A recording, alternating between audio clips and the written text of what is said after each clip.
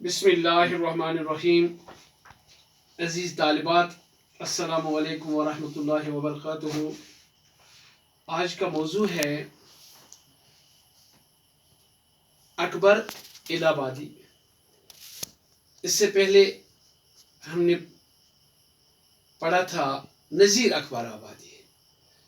نذیر اکبر آبادی کی نظم منجارہ نامہ اور اکبر الہ آبادی کی نظم آپ کی درسی کتاب میں ہے ایک فرضی لطیفہ.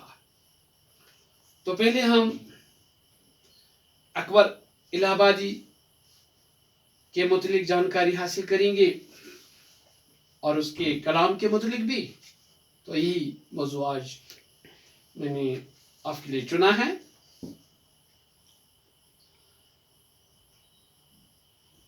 پورا نام سید اکبر حسین اور تخلص اکبر کرتے تھے. تخلص آپ جانتے ہیں وہ نام جو شاعر اپنے شاعری میں اصلی نام کے بجائے استعمال کرتے ہیں اس کو تخلص کہتے ہیں. 16 نومبر 1846 عیسوی میں الہ آباد میں پیدا ہوئی. ابتدائی تعلیم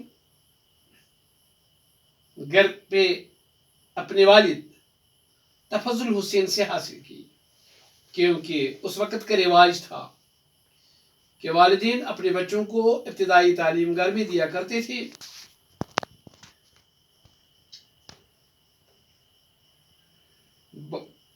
اور ابتدائی تعلیم حاصل کرنے کے بعد مختاری کا امتحان پاس کیا.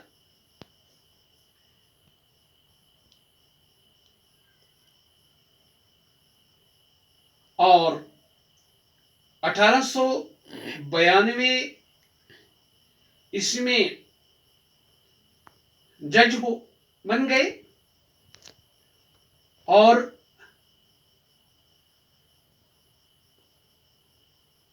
حکومت کی طرف سے ادبی خدمات کے سلے میں آپ کو خان بہادر کا خطاب بھی دیا گیا. اور 1921 عیسوی میں الہ آباد میں ہی آپ کا انتقال ہوا اور آپ نے 75 برس کی عمر پائی. جس ماحول میں اکبر نے آنکھ کھولی وہ تیزی کے ساتھ بدل رہا تھا. ایک طرف پرانی تہذیب کا رنگ تھا اور دوسری طرف انگریزی تعلیم کی وجہ سے ایک نئی تہذیب جنم رہی تھی. اکبر ایک مذہبی آدمی تھے. وہ وقت کے انقلاب اور تبدیلی دیکھ دیکھ کر اندر ہی اندر غم و غصہ کی وجہ سے پریشان رہتے تھے. اگرچہ وقت کی رفتار کو نہ روک سکے لیکن انہوں نے قومی زندگی کی بہت سی کمزوریوں کی طرف اشارے کیے. اکبر نے مخصوص ظریفانہ انداز سے اصلاحی کام کیا. ان کے جذبات پاکیزہ اور لطیف ہیں. سادگی اور روانی ان کے کلام کی سب سے بڑی خصوصیات ہیں. ان کا طرز بیان اس قدر دلکش ہے کہ نصیحت کی تلخی کا احساس نہیں ہوتا. یعنی وہ پھولوں کے تیر چلاتے ہیں جن کی چوٹ جسم پر نہیں بلکہ روح پر لگتی ہے.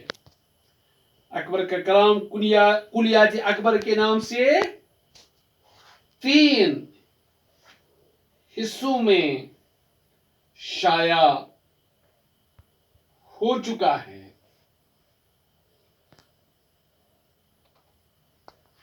اور انہوں نے اپنے کلام میں انگریزی الفاظ بھی استعمال کیے ہیں لیکن ان کو نگینے کی طرح ایسے جڑ دیا ہے کہ اردو زبان کا حصہ بن گیا ہے. مثالیں: حریفوں نے رپٹ لکھوائی جا جا کے تھانے میں کہ اکبر نام لیتا ہے خدا کا اس زمانے میں. یہ پہلا ایک شعر ہے ایسا، اس میں انگریزی رپٹ آئی ہے इशरती घर की मोहब्बत का मजा भूल गए, खा के लंदन की हवा ओहदे वफा भूल गई। पहुंचे होटल में तो फिर ईद की परवाह न रही, केक को चख के सुइयों का मजा भूल गए। ये मिसालें हैं औफ के कलाम की, जिनमें औफ ने अंग्रेजी अल्फाज को इस्तेमाल किया है।